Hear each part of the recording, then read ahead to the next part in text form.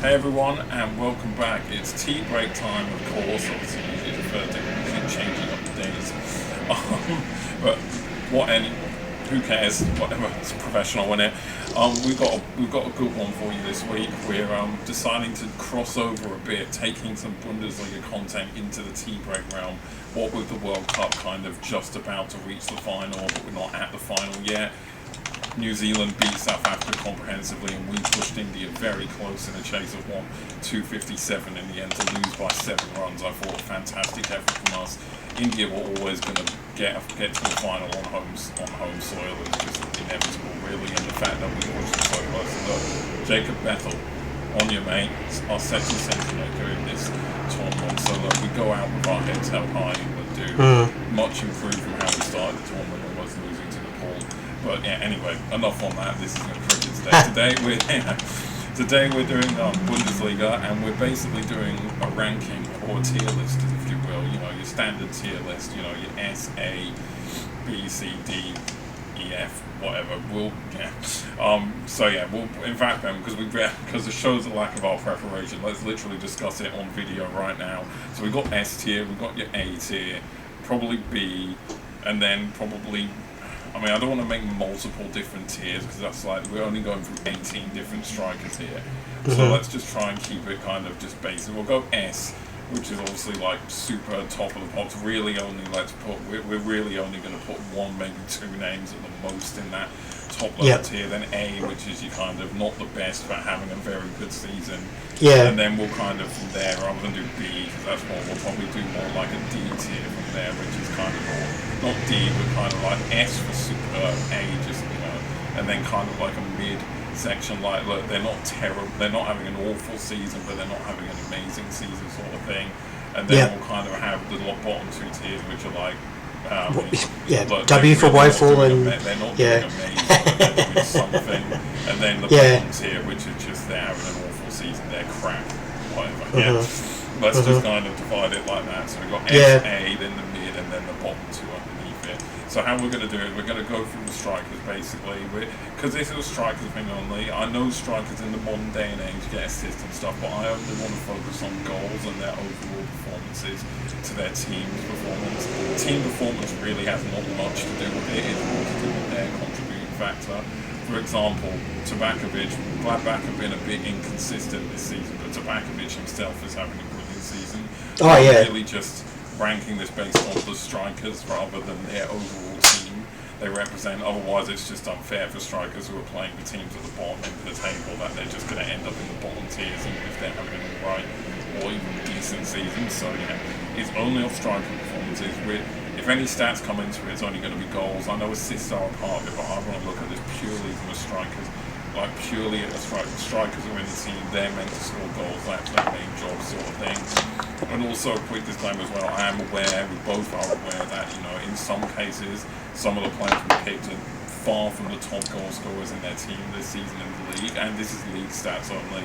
Otherwise, teams like Bayern, Leverkusen, Dortmund, and so on are going to have a numerical advantage because they're playing in Europe and stuff like that, and the strikers are playing more games. So we're only focusing on Bundesliga goal scoring stats and nothing else. And strikers specifically. So for example, Grifo is Freiburg's top scorer this season. I'm not putting him in this list because he's not a striker. We're sticking to the centre forwards of the team to make it fair. Obviously, this isn't a top scorers list, this is a strikers comparison list. So we figured we haven't done one of these, so why not? And the A-League would be ridiculous to do it in, so if we're ever going to do any of this stuff, it's going to be Bundesliga focused. So so let's just dive straight into it. We've got a list basically on our Google Docs, Ben, if you've got it in front of you. Yeah, I do, I've done it in table order basically. We can either go in table order or we can literally go at random if you want. It's up to you. It's fine. Let's throw it up a little bit. Let's go random. I reckon that's We'll literally go because we know who's at top of the. We both know who's at the top of the list. Well, I mean, it's not. I've got it in table order, so like in the line down, so high and mine basically. Yeah. That's the way I've got it. Not like numerical order, but we'll just pick at random. So let's just start anywhere. Let's start right in the smack bang middle of the table. Let's just start with Augsburg and their striker, Michael Gregoritsch, the Austrian. So yeah, I mean, look, So we got S, A, mid, and then the two bottom tiers. The question is like, look, he's only scored 2 goals in the league so far this season. Of course, more could come, but we're only doing to where we are. In one game, I'm pretty sure, and I think I know who that was against too. So, commentator's curse. I still remember it clear as day. It was a corner, and the commentator said, "Oh, he's here to do just this and poach." And 2 seconds later, he's put the ball in the back of the net. The second goal he scored in that game was actually really good. It was a nice little counter attack and really good move, and credit to him. But he's we can't base this off one game. Obviously, we have to base this off the entire season so far. Yeah. I know he's been in and out of the team. He's had a couple of injury issues, I'm pretty sure, this season. It's fair to say. I know we have to base this just off this season. In the past, he's been alright, to be fair, and he does a decent job when he plays for Austria as well. But again, this has got nothing to do with international football. I'm just putting it out there. But I do think he's actually a good striker. I think kind of that mixed with the injury problems he's had here and there this season, and there's a lot of rotation in that Augsburg front line as well. You could argue that players like Anton Kardec should be in this list ahead of him, sort of that sort of level player. Possibly yes. I mean, I've just gone with Gregoritsch because he's probably the main centre forward when I think of their team. It's like, look, I'm not going to say, look, let's get one thing straight. He's definitely not in the top 2 tiers this season. There's no doubt about that. Yeah. And he's probably not even in the mid tier. But it's just really the question. I mean, look, you can disagree with me if you want here, Ben. 23. Yeah, he scored against Wolfsburg in match day 23. I'm just looking at the looking at the stats. So. For all you guys are wondering, who's fudged the numbers? That was that late. I think that was that late equaliser from memory. So that was the 2-2. Sorry, you were saying? Yeah, but look, you can disagree with me here as well. I mean, look, if it's my choice, I'm putting him not in the bottom tier, but kind of like he's not having a great season, but it's not terrible. No. And I am primarily also basing this a little bit on him, because obviously these are also going to be taken away. They have a bad season, but if they're still overall a good striker, you can kind of put them up a bit because of that. There could be, as I said, injury problems, and there've been a lot of rotation in that Augsburg front line with different managers and stuff. I think it's harsh to put him in the bottom tier because I don't think he's having a terrible season. I just don't think he's having a brilliant season. That's why I'm putting him in kind of like that, he's not crap, but not sort of like season. I don't know if you agree with me with that kind of. No, I would and look, before I checked his stats, I thought he'd only scored those 2 against St. Pauli as well. But no, you're right. But I think it's definitely. I mean, you got Claude. Surname escapes me. You know who I'm talking about. He's like their marksman, their main man, and he's sort of there to provide like a lot of there's other players who we're going to mention soon as this list goes on.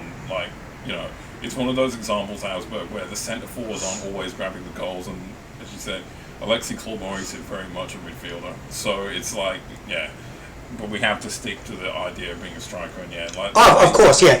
Yeah, I think he's he's probably deserving of being right in the middle of that list. I think.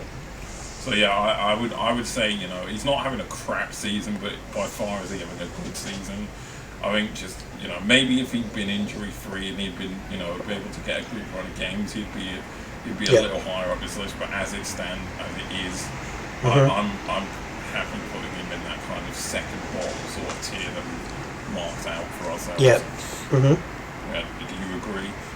I certainly would agree. I'm sure we'll find some strikers in this that sort of have worse seasons for whatever reason, and some who have had slightly better seasons. Mikhail Gregoritsch. Yeah. Not crap, but also not good. You choose the next striker then. All right, I'm gonna go with a guy who made the headlines week before last for something that we don't see all that often in even world football. It takes you back to, some of these sort of goals of old. But Ranga Aka is the guy that I'm going to pick, and it's basically he's had a pretty decent season, but his bicycle kick winner goal from a couple of weeks ago, unbelievable. Like he's had a pretty decent season, but was it 6 goals for the season? So. All these figures, all these goal figures are all league related because I'm not taking other competitions into consideration here. No. What? Yeah. I mean, We're not a DFB Pokal channel anyway, so it's like obviously again that's just a one game thing, and as good as the goal was, obviously we can't just say he's an S tier because of that. Realistically, this is like good choice for Köln because that's one of the examples where their best attacking player has been El Mala, but again he's not a striker, so we're not going to put him in this list. But behind him, I would say Ragnar Acher's probably given himself the best account between him and Kaminsky. Because when I was thinking of this list, I was kind of debating between Ragnar Acher and Kaminsky for who I put down as Köln's forward. I went with Acher because he's got more goals than Kaminsky. Though if I'm being honest, I think Kaminsky is actually the technically better of the two. Which is weird that I haven't put him in, but I kind of went off goals here. For that reason, because we've got 18 names to go through, we can't speak for 10 minutes on each person, obviously. Yeah. For that reason, I would put Acher, again, probably lower end of mid, possibly higher end of the same tier we ended up putting Gregorich in. I know it's a bit ridiculous considering he scored twice the amount of goals as Gregorich. I just think I know, in my head, I just think Kaminsky's a better striker. Acher's just got more goals. Köln fans jump in the comments and tell us what's wrong, obviously, if you don't know the ins and outs of the team. But my preference would be the higher end of, not crap, but also not amazing season for Acher. Maybe a little controversial. I mean, what would you say? I mean, look, feel free to disagree.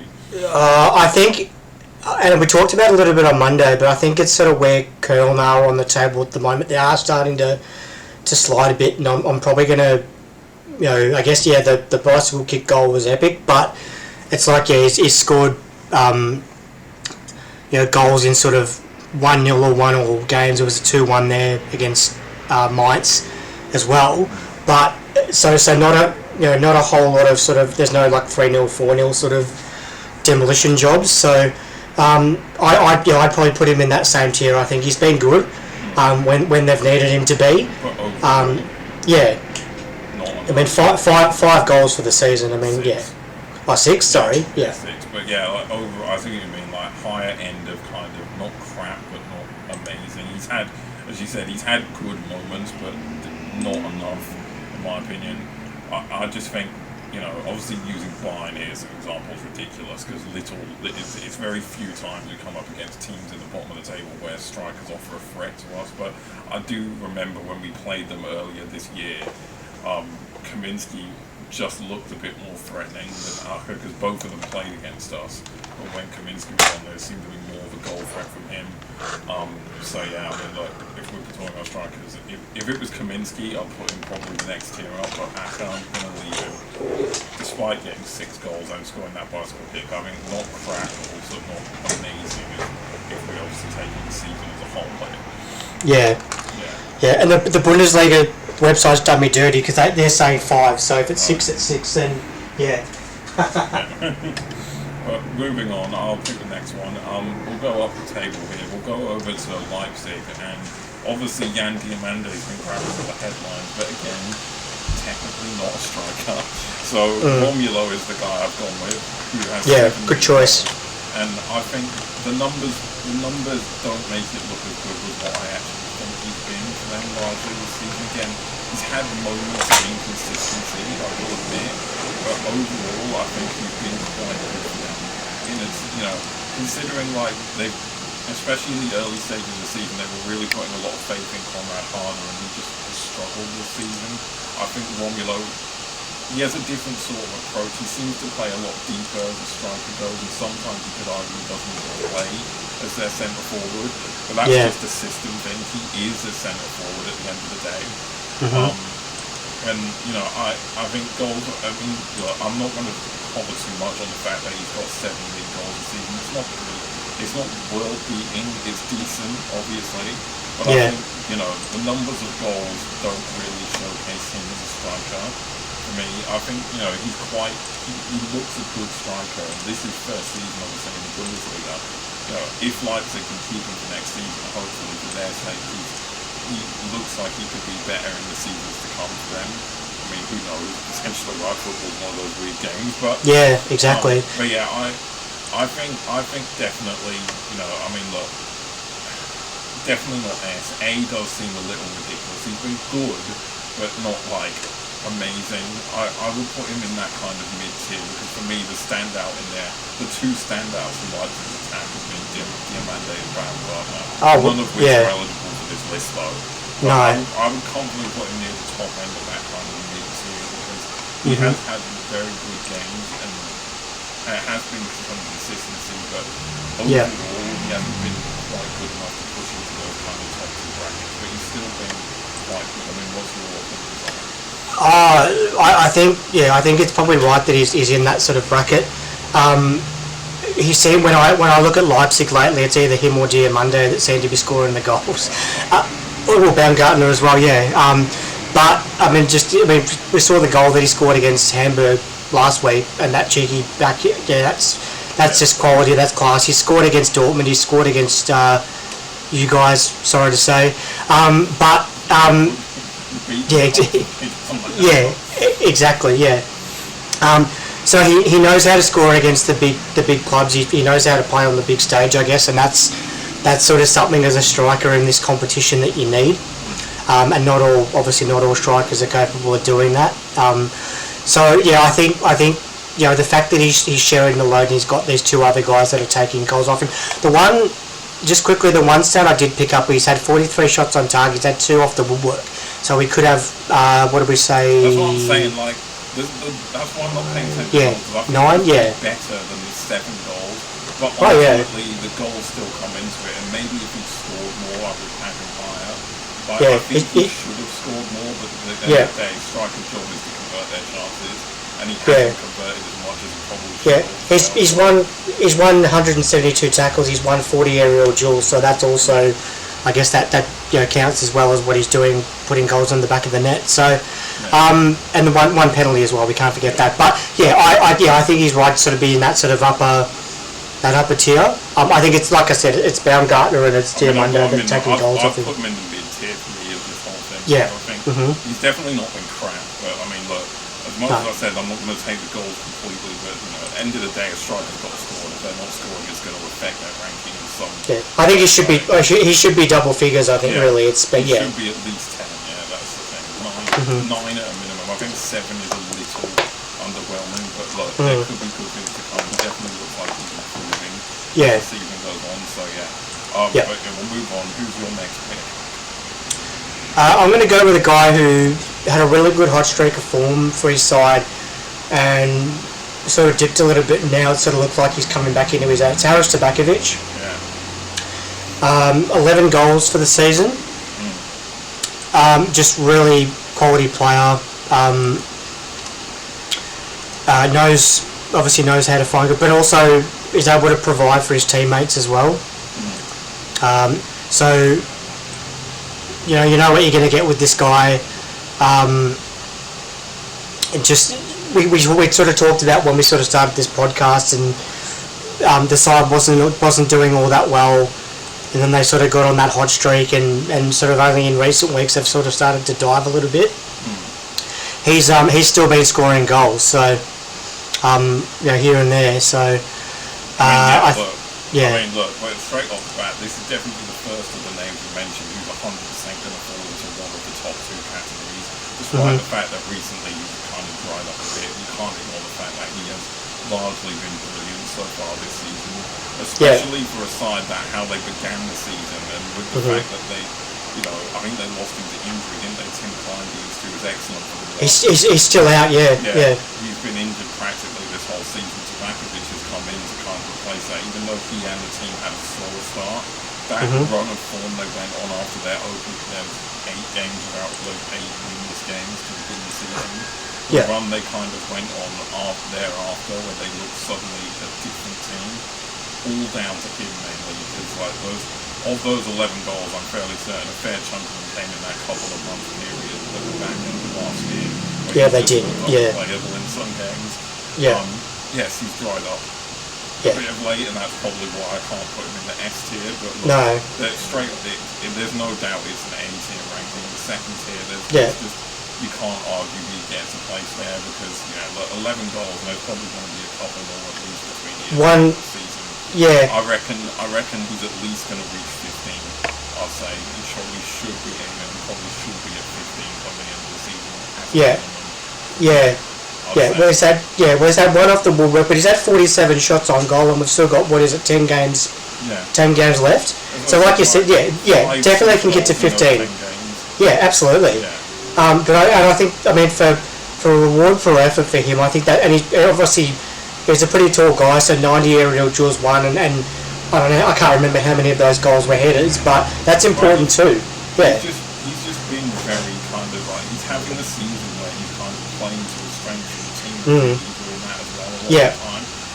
He's been brilliant in the air. He's been brilliant in the box in general. There's been a lot of games where he's been just very good at getting on the end of things in the box. Almost like, this is going to sound ridiculous because I'm going to preface by saying he's not at all a comparison to the striker I'm about to mention. But in terms of the way he plays, he definitely looks like a sort of Lewandowski moulded striker. Obviously, I preface it by saying I'm not comparing the two at all because they're not a day.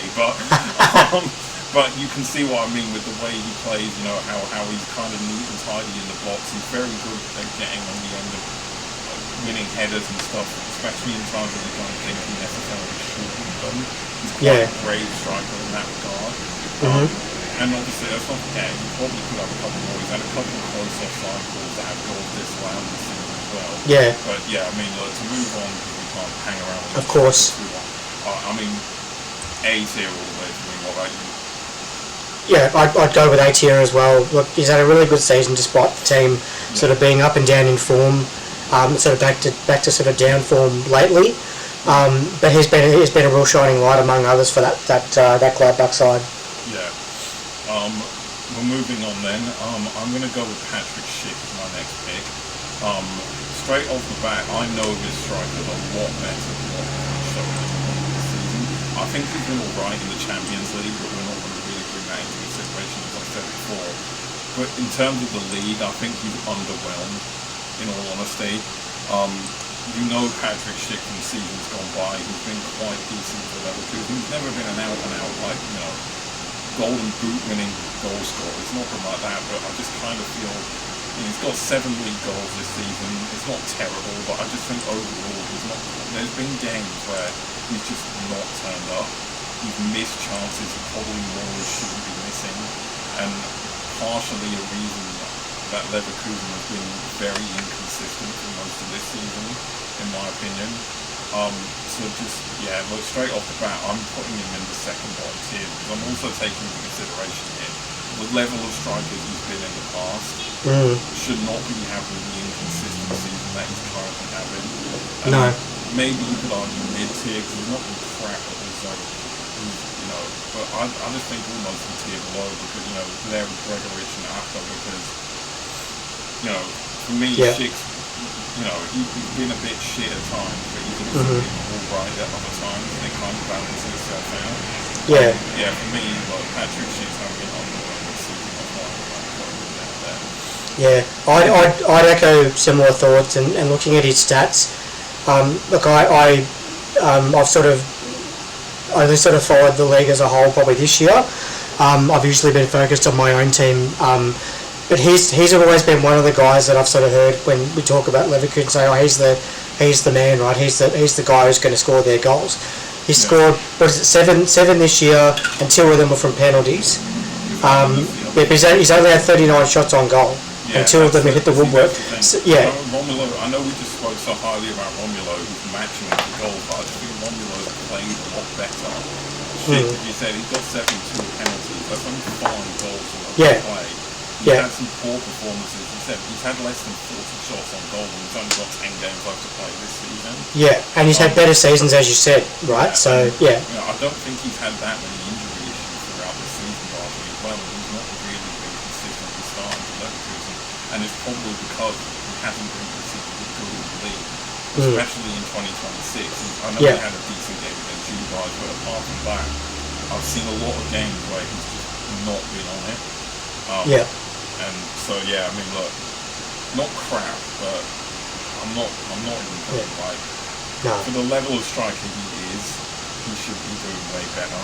Yeah, underwhelming for sure. And yeah. Primarily a reason why Liverpool have struggled in certain games. So yeah. But who's your next pick?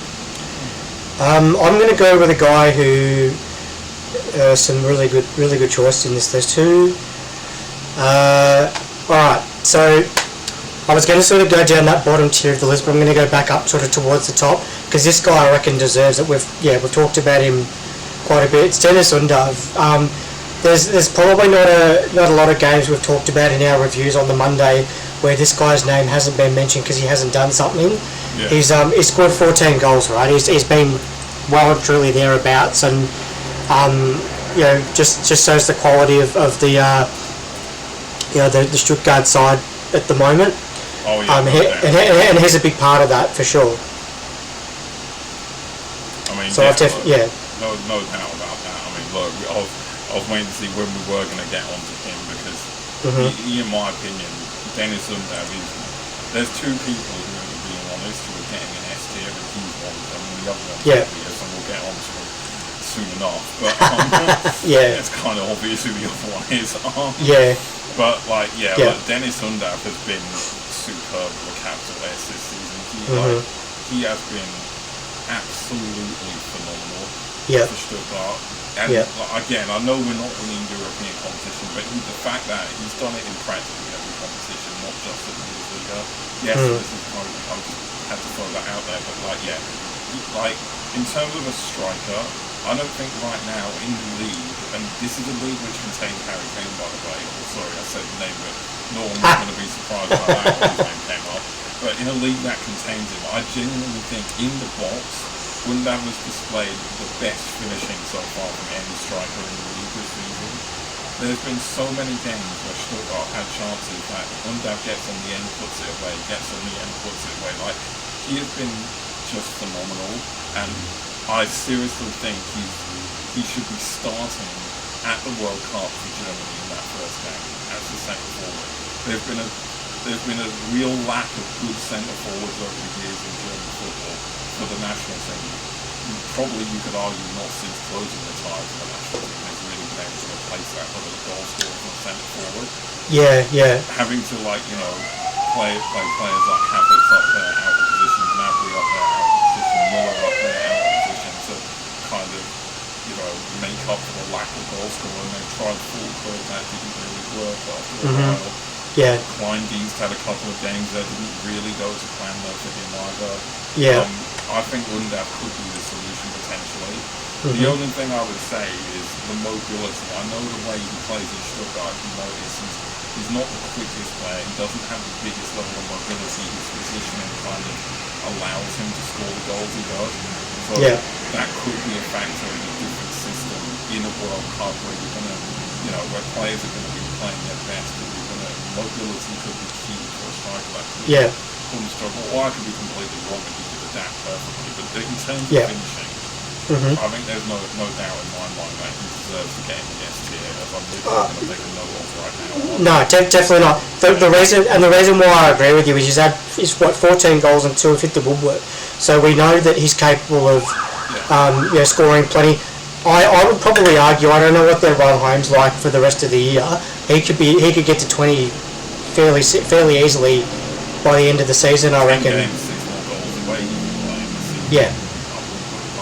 No, definitely not. But this guy's right up in that tier with the other guy who you mentioned his name before, but we'll get to him. But and I think he absolutely deserves the plaudits he's gotten.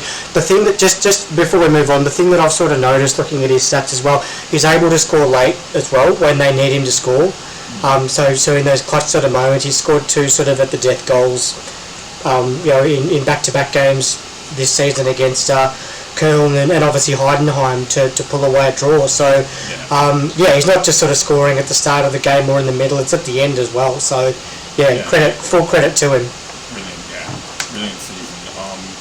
I'll make the next pick then. We'll go down the bottom end of the table for this one. I'm going to put full striker Amura here. So this is an odd one for me. So he's got 6 league goals this season. I know he missed a couple of games because he was away in international duty for AFCON, of course. look, it's weird to say because like he's been very peripheral this season. There's been all these games where he's just become, where he's just been visible when you're watching the highlights or if you're watching the full game, like watching play us for example, or you like watching Cowley, where like there's been these games where he's just looked to be there on the pitch. That's usually when he's scoring. But there's been a lot of games where I just barely have noticed him, to be honest with you. Mm-hmm. So this is where it's a really difficult pick because he's actually scored 6 league goals, and when he's been like, you know, when he's been on the pitch and having one of those games where he's visible, he looks decent and he looks like he should be a better team than Hotspur. But then on the flip side of it, the next week you'll see him play a game where he's almost anonymous and you'll think maybe he's at that level for a reason. So it's kind of like a very kind of weird kind of placement for me to put a striker like Mora, because he can, as I said, be a very good, quick, like he's quick when he wants to be, his finishing is good when it wants to be, but very, very inconsistent, I have to say. Like, as I said, I'm pretty sure of those 6 goals he scored, every single one of them came in one of those games where he was playing well, because I just don't think there's strikers out there who have bad games and still produce something like that. I don't think in any game where he's been bad and non-existent, I just don't think he's done anything or contributed anything to the team. So that's why I have to put him in that C tier, that kind of, not crap, but fine and good. Yeah, I'll just I'll just one thing I'll just bring up. According to the Bundesliga website, which I'm just looking at his stats, he's got 8 goals, not 6. So that's okay. But he's had 43 shots on goal, but he's also had 3 assists as well. So he sort of seems to me the kind of guy. We know what he's done this season. Me. I'm going to up it to B then in that case. So that means good. Now, good move. Wikipedia lied to me. Maybe he hasn't been quite as bad as I thought, but given his due, he is playing for a very poor Wolfsburg team. So they're in and I think that makes it tougher. But he's been a shining light for Wolfsburg, and this is a side that's got Christian Eriksen in it as well, and he's played everywhere. Definitely not. But 8 goals, 3 assists, 43 shots on goal. So that's nothing to be sneezed at. But like you said, he's in a struggling side, and I guess that also sort of says to us how many more goals has he got in them when they're trying to stay up, and they're in the automatic relegation spots at the moment. So how much is that going to weigh on him as well? Yeah, exactly. So I think the mid tier would be good. We'll move on then. If you go to the next week, we've still got a few minutes to go. Half an hour or more now. So we'll kind of go through a few quickly now, just to cover ourselves. This will be pretty quick because I just don't know how much we can sort of talk about this guy. It's Stefan Schimmer from Heidenheim. Look, he's been really good for Heidenheim when he's been on. He's certainly been that sort of guy that you've got to keep an eye on, at least in that sort of pre-winter break when they had a little bit of a sugar hit in good form, and they got a couple of really important results. But since then, he's just really not ideal in terms of their form, but his form as well has dropped off too. He's had a few games where he's come off the bench and just hasn't performed. Just the 5 goals for the season, 26 on goal, shots on goal, 2 off the woodwork as well. I talked about the goals that he did score pre-winter break. 2 of them were in injury time. As you were saying, I think looking at him, as we said in our review, obviously, this week, Heidenheim are practically gone now. They're down. It's difficult to see them recovering and staying up now at this point. With Schimmer, I kind of feel like he, just like his team, he's kind of started to burn out as well. Because he was kind of integral in that kind of mini little run, you could say, they had just before Christmas, where they won a couple of games. They won back-to-back games, I think, with those late goals in them. But I mean, he didn't do an awful lot before it, and he hasn't really done too much since it either. That's the only thing about it. Is it harsh to put him in the very bottom tier? I think so, because he hasn't been crap. I mean, he scored 5 goals for a team that have only scored 20 in total. That's true. In the league, so they don't have an awful lot of goal scoring prowess in the team either way. like when I was putting the list, you got him or Honsak really for the strikers. I went with him because he's probably been the better of the two marginally. Yeah, I'd agree with that. Yeah. Yeah, across the team, across the season so far. Like as I said, like he had some good moments when they were going to run, but then since then again, just like before them, just nothing really of note. So I think I don't want to put him in the bottoms here. I'm going to be a little beneficial here with the doubt, benefit of the doubt. I'll put him in that C tier, kind of not crap, but also not particularly amazing at times throughout the season. I think that's a fair assessment of him this season. Yeah. I'll go up to Serhu Guirassy and pick Dortmund striker for this next one, who for me has had an actual mixed season. Like, and this is based off the fact that a couple of seasons ago when Stuttgart had that season when they finished second, he was by far the best striker of the league. Even though Kane won the Golden Boot that season, I felt Guirassy was the best striker that season. He took Stuttgart to second place. They finished above us in the end. Only second to the Leverkusen team who lost one game in all competitions in the entire season, which was the final of the Europa League, of course. Yeah. So, you know, not like it was easy for Stuttgart to get anything in terms of the trophy out of the league that season. So, because of the fact that he has that ability, and even last season he was decent as well. I know he's got 11 league goals still, but I think there's been a few times this season where he hasn't really been that brilliant. No. For Dortmund, if you can't follow me there. Yeah, he bobs up for and example, in the Der Klassiker, I didn't think he was particularly great against us in either Der Klassiker or this season. Yeah. So big games, he hasn't really turned up against us, for example, and that's their biggest game of the season, as always, pretty much. Yeah.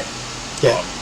I guess Dortmund fans got one way to know, but like, yeah. Just well, I mean, yeah. But I mean, Dortmund is second, there's no denying that, right? But it's not his goals that have carried him to second, even though he's their top scorer this season. I think a lot of his goals have come in games where they've already won. There haven't been too many games where he's decided the game for them. Yeah. So, I don't want to be harsh here, because he's still got 11 goals, but we've got to take, you know, everything into consideration, and I actually think I'm putting him in the mid tier. It sounds ridiculous. No. I'll tell you. No, I was going to say I'll tell you why I think that's actually good, because so the last 5 goals that he's scored have actually been against sides that are except for Dortmund. Sorry, he plays for Dortmund. What am I saying? Wolfsburg. Damn you, Bundesliga website. Maybe I need another coffee. Right. Now the last 5 goals that he's scored have all been against either currently sides occupying the relegation spots or just above in Mainz. So it's sort of like he's happy to score goals against the low-hanging fruit, but like you said, he's not always capable of scoring against the bigger sides. As I said, I'm basing off that season he had with Stuttgart a few seasons ago, which you must remember, right? Yeah. I know your team weren't up at that point, because that was the season you came up, that was the season you got promoted. Yeah. But I just think, and as I said, you watched the Der Klassiker, of course, last weekend. It wasn't particularly great, was he? No. In a game as well, which Dortmund as a team were fantastic. He was probably one of the worst players on the park for them in that game, in my opinion. Yeah. So yeah, I think even though he scored 11 league goals, again you said a lot of them coming against teams that are further down the table, and a lot of them coming in games where the game was already won by the time he scored for the most part, if I'm correct. Yeah. So yeah, I'm putting him in mid tier, which could be controversial, but that's my honest opinion. Who's your next pick? I'm gonna have to go with my guy. That's Daniel Sinani. Yep. Look, you're the Powley fan. How's your kind of obviously? As I said, this pick you could have had two other options here: Martin Cars and Utonzi. The other ones, I mean, maybe chucking Ferrero Large is a little ridiculous, but again, this is the thing. I chose this list obviously. We said before we made this list we go with Cars. When I saw the stats, I decided to go against your better judgment for multiple reasons. We've spoken about Cars a fair bit. We've spoken about Utonzi a fair bit. Yeah. We haven't really spoken an awful lot about Daniel Sinani. No. And I know traditionally, I think he's a winger, centre attacking mid. Yeah. He has played up front largely for you, I believe, this season due to the fact that he's playing with wing backs. He's not going to have wingers as well. Yeah. Like he's got 4 league goals this season, but I mean, like, how did you see his performance in those goals this season? I think really impressive, and to be perfectly honest, he wasn't the first sort of guy I thought at the start of the season that was going to score 4 goals, have 3 assists, score 3 from 3 from the penalty spot. He's had 40 shots on goal, and that's, to me, in a side that until recently has really struggled to get any sort of attacking rhythm going, as you'd agree with that, I think. So credit to him, and I think like you said, it shows that sort of flexibility of these guys who can not only sort of play wing but can sort of move into that striker role as well. Sinani, Pereira, Lage last week as well, but also the fact that he's sort of showing that, I guess, in a way he does belong in the league. He's a Luxembourg international, and they're not exactly a powerhouse of international football, but he's shown this season that he's really sort of is able to step up for the team when they need him, and I think it's a credit to him that he's able to win 137 tackles. He's won some aerial duels as well. I mean, that's where we debate it off again, because we're talking about the way the team plays here. Yeah. 4 goals off the face of it sounds it's probably nothing more than a C tier, but I'm at least prepared to put him in mid. I think A is ridiculous, that's too high up for me, but I'm at least prepared to put him in mid simply because, and again, people who are listening, putting him in a tier with someone who scored 11 league goals like Barassi sounds ridiculous, but and Romulo, who we talked about so highly, but we're talking about the difference in team. I know we're not going to focus too much on the team and more the individual. We're playing in a system which doesn't allow you to score more goals, because we've spoken many times about Blessing's defend first, attack second system almost. Which maybe if Sinani was playing in a more attack-minded system, he's going to be scoring more goals. And yes, I know 3 of his 4, I believe, have been penalties, if I'm correct. Yeah, right? Correct. So he's only got 1 from open play. But look, if we're talking about like the best striker in terms of value, it's probably Martin Carlos, most likely in terms of best. But he's got 3 league goals. That's the thing. It's another reason I'm picking Sinani is outscoring him, and he has played more than him. Like Sinani's one of those picks. Like, look, my pick would be a low end of B, like mid tier. I mean, you can argue high end of C tier if you want to be technical about it. Given benefit that he's not playing in a team which is going out there and pummeling teams. No, it'd be nice, but no. So he's always going to have fewer chances with the way. Correct. But he provides that flexibility, like I said. So that's, I think, that probably gives him a little bit of a boost, I think, because he can play multiple roles, but he's able to do what he's been doing up front. That being said, I would like him to score more than open play. So would I. So would I. But I mean, look, overall, I think he hasn't been the problem in the team this season. He's been one of the better players. He's been a more consistent player. We know that Blessing loves rotating the front line. I know which one he's been injured. Carl's been in and out of the team. Pereira has been in and out of the team. Sonali's been one of the ones who's really been more than ever present large in the season, hasn't he? He has, So that's got to count for something. But moving on, I'm gonna go with a striker who's just come back from injury and started the season like a house on fire. It is Jonathan Burkhart, the striker, the only other striker on this list who could challenge him for that starting spot in Germany's attacking World Cup potentially. I think probably it's Gonzo and now, though. Not to Burkhart's discredit, the injury has slowed him down, but he's had an amazing start to the season. Obviously hasn't played an awful lot in recent times, and just come back that thing, hasn't he? I have to somewhat take that into consideration, because availability is ability still, as everyone says. He has scored 9 league goals regardless this season. Again, a large chunk of them, if not all of them, came before his injury though. And then Frankfurt kind of fell off a cliff, and now the manager changed. That could change in terms of the way they set up, and it could hinder him or help him again, who knows. But just off the face of it, I think he's had a brilliant season for Frankfurt, not counting the injury, of course. It's not enough for me to put it in S, but I'm confident to put it in an N tier solidly for Jonathan Burkhart, because he has been good this season. 9 goals for the season. That's still a pretty good result, especially as we've said with other sides. You've got other players that are taking goals off him week to week. So I think that's only 25 shots on goal. He's hit 2 that have hit 2 from penalties though. Yeah, but 25 shots and he scored 9. true. Conversion rate is pretty damn good. Yeah, that's true. That's a very good conversion rate for example. Right? Yeah. Again, the injuries haven't helped, obviously. Like, hopefully, for their sake, he comes back and. No, I'll just say we're done with playing Frankfurt now this season. Hopefully, for their sake and his sake, he comes back, gets fully fit again and has a good, strong end to the season and maybe pushes them down for that starting spot for Germany, depending on the direction they're looking. But for me, A's here because I can't ignore how damn good he was at the beginning of the season. The one that Mike's let go, you could say. Yeah. Would you agree? I would agree, and I think you're right about that sort of conversion rate. That's pretty impressive. So hopefully for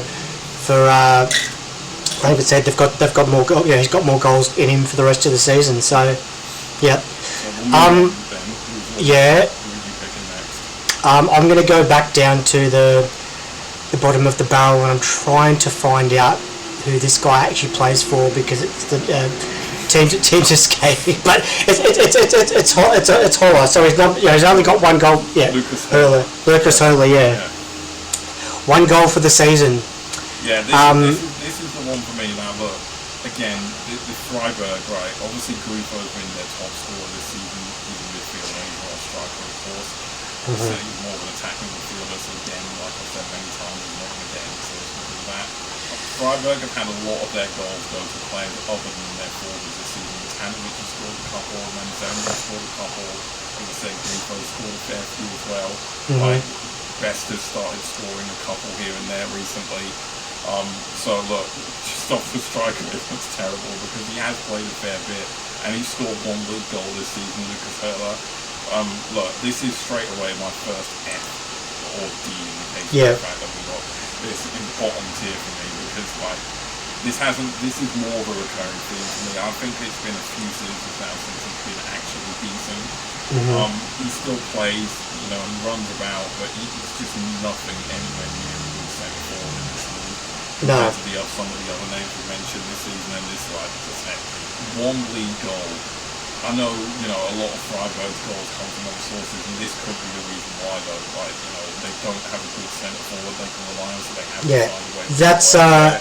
That's why his name escaped me because, like you said, you've got Grifo, you've got Igor Matanovic as well. So it's obviously not a guy that's sort of automatic. But the stat that I've just picked up is so he scored his only goal in matchday 14.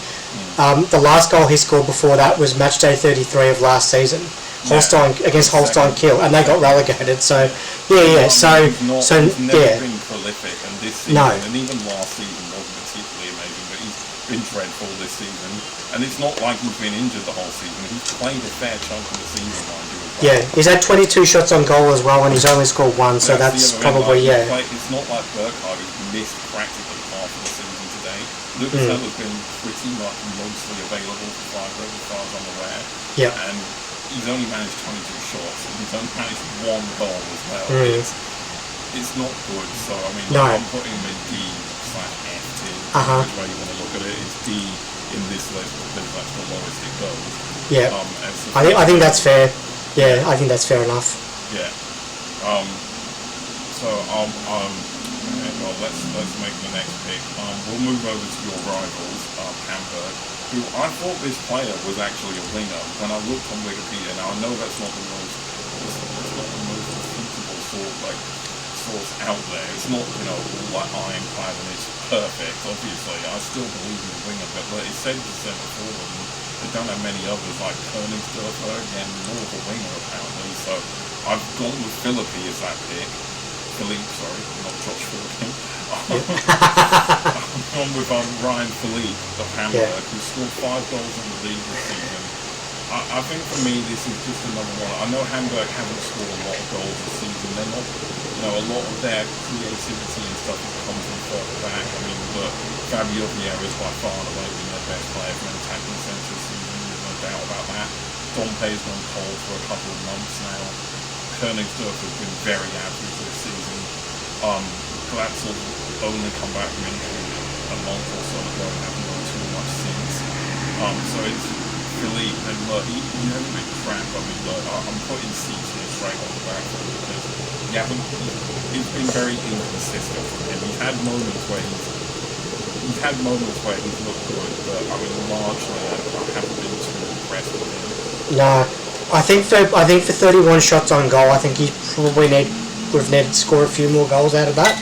I mean, one of them hit the woodwork, but he's been in the side where you've got multiple goal scorers, and he's just sort of happens to be one of them in a group of players who any of them can score on any given day. So, yeah, I think that's about right.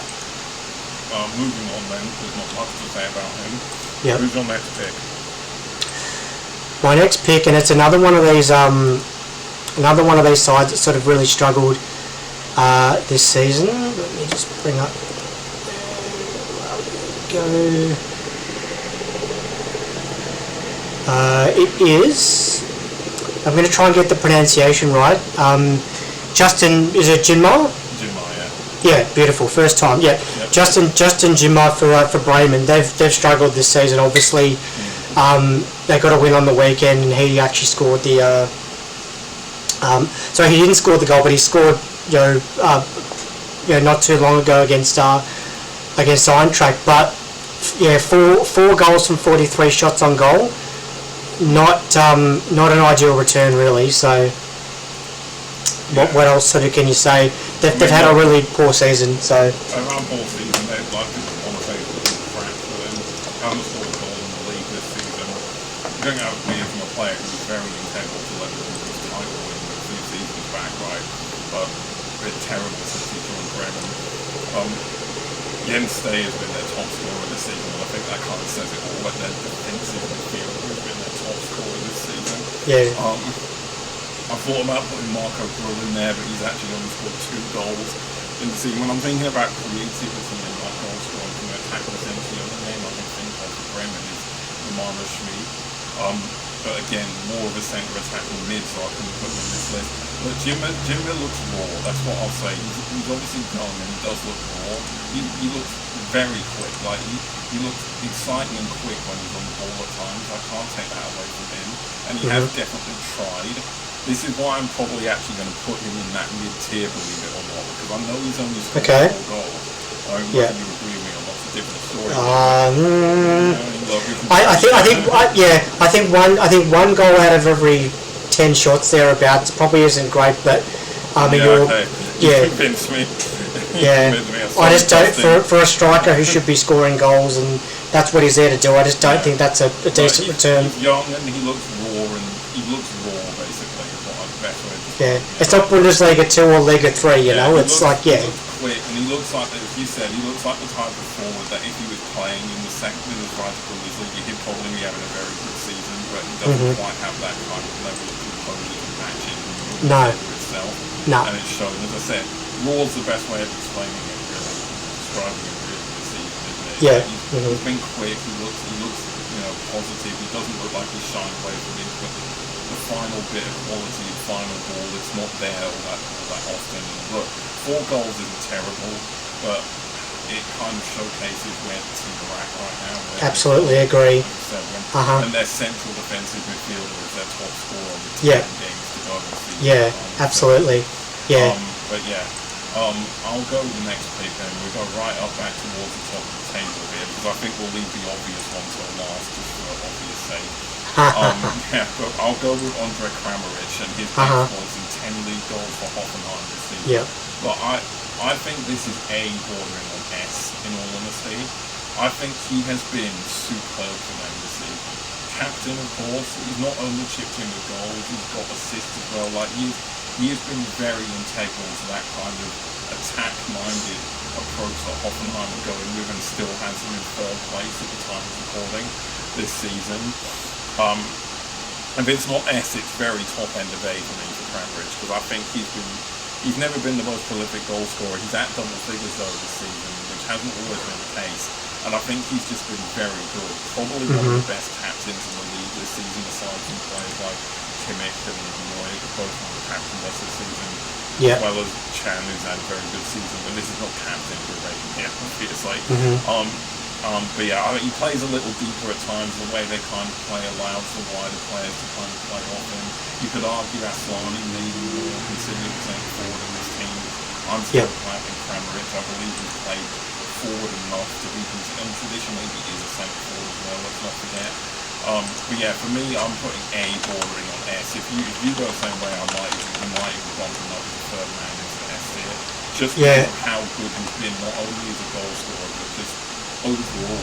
And I think if he wasn't in the form he's in this season, or if he wasn't playing for the team right now, I don't think they'd be anywhere near the Champions League places right now, in all honesty.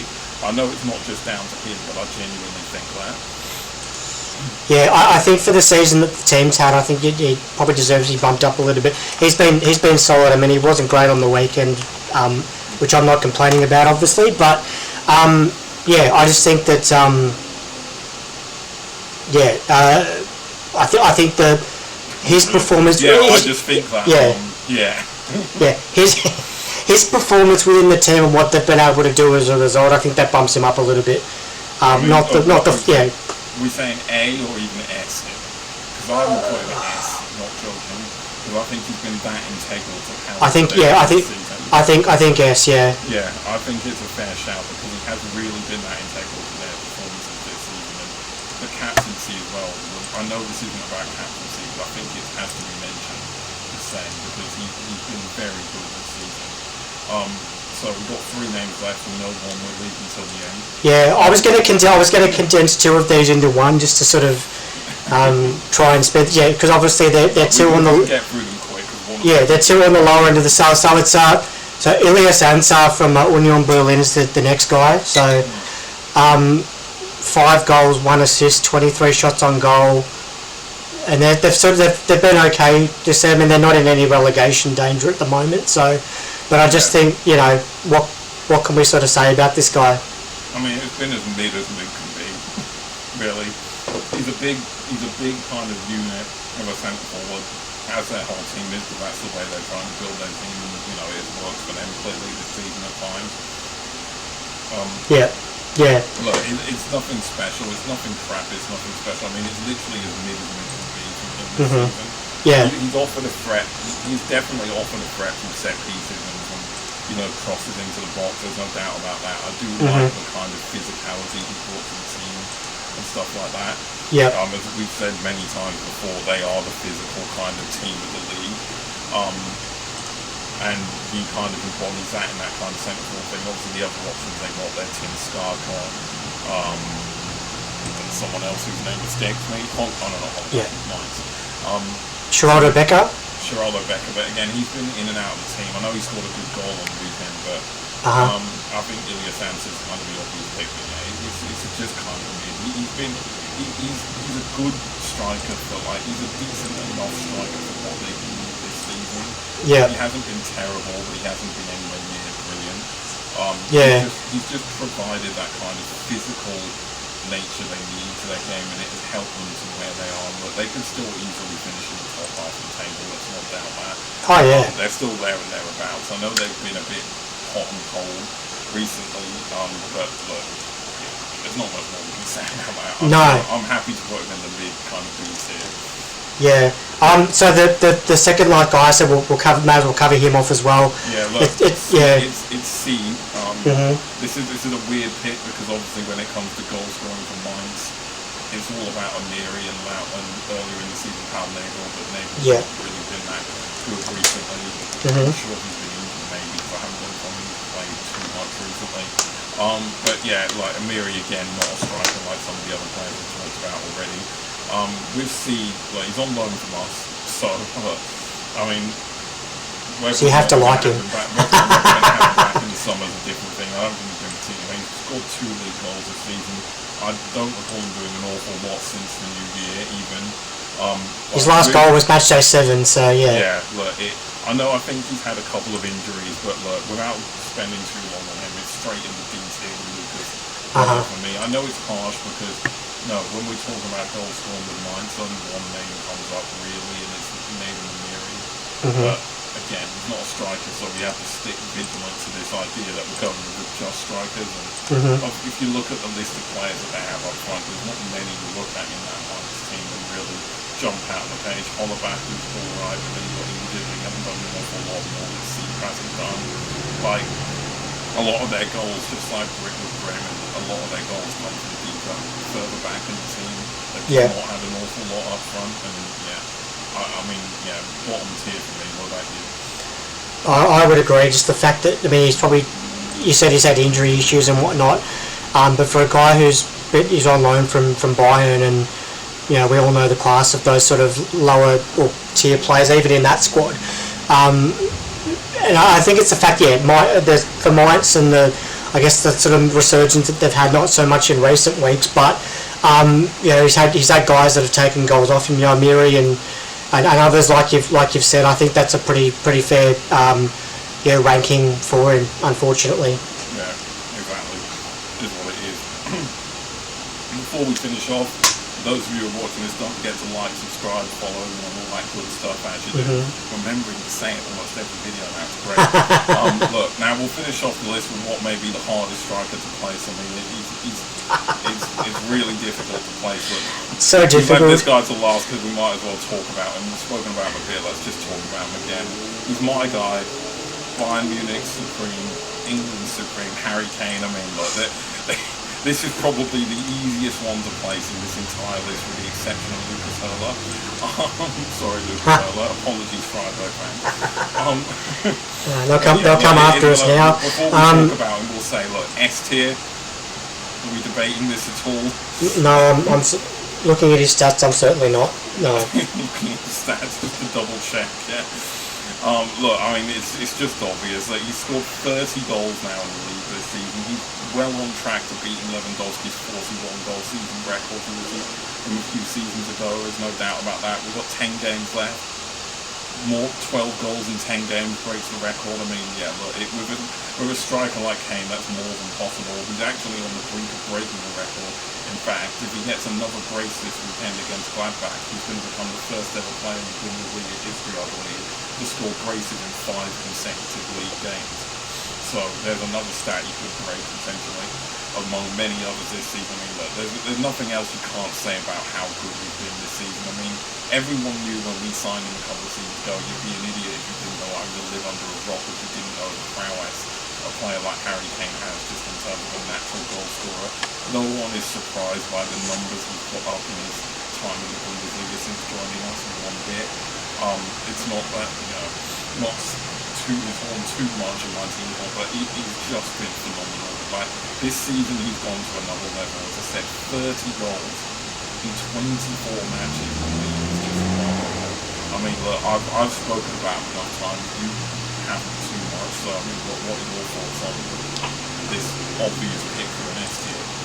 I think his stats really speak for themselves. But 30 goals from 90 shots. I mean, my maths isn't my strong suit these days, but that's what, a goal every half a dozen shots, if I'm not mistaken, thereabouts. Also tied the record with Karl Breitner for the most penalties in the Bundesliga season. Yeah, 10 matches to score one more penalty, so it's another record he's for sure going to break before the end of this season. 200. But the stat that sort of checks out for me is 210 tackles won. That's pretty impressive for that's the thing, a striker. Obviously, you don't watch us all the time, but I think you've seen it in the Der Klassiker. He's a very his all-round game is at another level these days. He's got, even back when he was playing for Tottenham, his long passing ability was always known. But this season, I've seen this kind of defensive side to him. The amount of times I've seen him just drop back and win the ball back on the edge of our box and pull out these slide challenges, which are as good as some of the world's greatest centre backs. How good he is, he's a playmaker, he's a goal scorer, he's basically the whole package. Harry Kane, you would have seen the performance, the 2 goals he got against Dortmund, right, proper strikers goals, penalty and then the other one, just in the centre of the box with a knock down from Cloudbreeze, and the composure on the finish, right, the ball's bouncing, the keeper's running out, rushing out, Kogel's rushing out at him, and he just has the presence of mind to just not rush it, just wait for the ball to come, first time, just as easy as you like, gets a little touch on it and just side flips it past him into the back of the net. It's just, the composure's another level, really, isn't it? Do you reckon Spurs could probably use him back at the moment, just quietly? Any Tottenham fans? Sorry, Spurs fans. They are going down. I think we're not a Premier League team, but I genuinely think they're getting relegated now. Above the relegation zone. Wow. Things stand, and they genuinely beaten West Ham and Forest. Look like they're fighting to stay up. You know, a West Championship nights at the Hawthorns. Maybe if we stay up next season. If we stay up, and that's a question. So anyway, back to Bayern Munich's Harry Kane, not Tottenham Hotspur's Harry Kane. Yeah. But he's been phenomenal. We've gone past the hour mark here, so we'll wrap it up quickly. Yeah. But, he's been phenomenal, and it's just a clear S tier for me. So yeah. Good. Yeah, so we'll probably give a quick rundown before we finish off for those of you who missed it. My editing's got crap at the moment, so don't expect me to do some fancy graphics and tier lists and stuff. I've got to work on that. And with the internet speed as well, it'll take probably 2 days to back up those files if I have to do all that stuff. So, you know, be patient, guys. We'll get it sorted eventually. But yeah, just to recap. So we've got 2 players in D tier, Lucas Hurler and Armando C from Freiburg and Mike, respectively. We've got a couple of names in the C tier. I'll just go through it here. We've got Patrick Schick from Leverkusen, Mikhail Gregorich from Augsburg, Ryan Philippe from Hamburg, Ragnar Acker from Köln, and Justin Ginmar from Bremen, and Stefan Schimmer from Heidenheim. Of course. In the mid tier, we have Lucas and Moura. I always forget his first name. Is Lucas, isn't it? I'm pretty sure. Yeah. Lucas and Moura from Wolfsburg, Daniel Sanani from Wilmot, St. Pauli, Ilya Sansa from Union Berlin, Romulo from Leipzig, and Seydou Guirassy from Dortmund. Then you've got your A tiers, which is Jonathan Burkhardt from Frankfurt, Haris Tabakovic from Mönchengladbach. Only 2 in the A tier, in fact, because we bumped up one more to the S tier, of course, and there's 3 in the S tier. That's Dennis Lindbergh from Stuttgart, Andre Kramaric from Hoffenheim, and yours truly, Harry Kane from Bayern. It was Mohamed Amora, but maybe Lucas is his middle. Maybe Lucas is his middle name. We don't know. Lucas sounded weird. Yeah. Wolf fans, jump in the comments and let us know. Yeah. I thought it was Mohamed, but Lucas always sounded weird. Yeah. It's Friday. We'll go with that. So you know. Like a Northern African player. Lucas just sounded weird.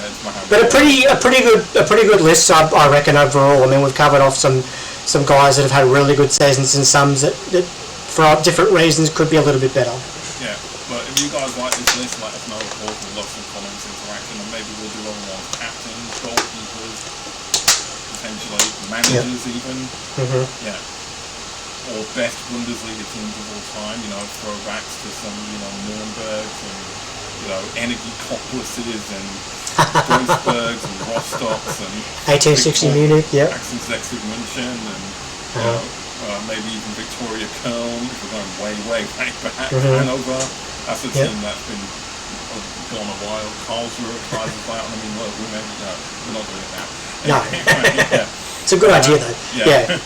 That'll wrap up from us today, people. I hope you've enjoyed. We've got a weird kind of schedule. We've got the review coming on next Monday, I believe. No, Tuesday, sorry, because there's a long weekend on Monday. So, you know, want to use that to relax and everything, right? So Tuesday, we'll be back with a review. And if we're able to, we're going to get a tea break recorded as well for next week. Of course, we're playing the break camping, I've already said. Next Thursday, aren't you? Or from Wednesday onwards. So hopefully we'll try and get that another tea break out. If not, we'll just have to go a week without tea break. But yeah, look, stay tuned. Plenty more content on the way as always. Obviously got the World Cup final on Sunday, of course, and look out for those shorts as well, people on the channel. Ben's got his mighty Saints back at the MCG, back in the AFL for a new year, which is going to promise much and possibly deliver little. Hopefully deliver just as much. But that's starts Sunday night, guys. I'll be at the MCG, so we're posting some content. Depending on if the result goes the same way as the derby a couple of weeks ago, you might not see much of it after the game starts. But I think you're going to get a short of the crowd or the people walking in. You said there's going to be 80,000 plus there, right? Depends on how many people. Last time I was there, some guy walked in front of my shot on day 2 of the test. So hopefully that doesn't happen. But they're expecting 85, maybe even 90,000. which is pretty amazing. So, Definitely not get a shot of the crowd in the stadium pre-game when it's full. Like, because it's very rare in Australia to see 90,000 crowds. Yeah, if YouTube will allow me to, then I'm happy to do so. Not playing it, it's fine. Oh, good. If it's just the crowd like pre-match, that when everyone's in just before the game starts, that'll be fine. Oh, good. Okay, yep, I'll do that then. Yeah, that'll be fantastic. Yeah. Looking forward to it. Yeah, looking forward to Ben's updates on week one, how the game's going at beginning, pre-game, half-time. After the game. Yeah. Right. So yeah, take care, people. We'll see you next time, and yeah, back with the review next week as always. See ya, and take care. Bye. Take care, guys.